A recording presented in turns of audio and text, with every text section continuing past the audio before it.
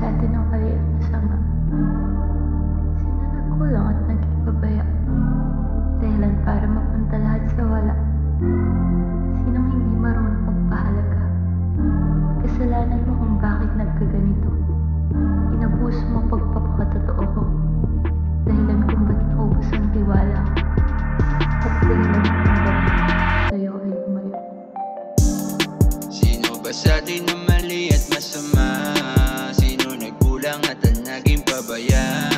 Dahilan para mapunta lahat sa wala. Sinong hindi marunong magpahalaga? Kasalanan mo kung bakit nagkaganito. Inabuso mo pagpapakatotoo ko. Dahilan kung ba't naubos ang tiwala ko.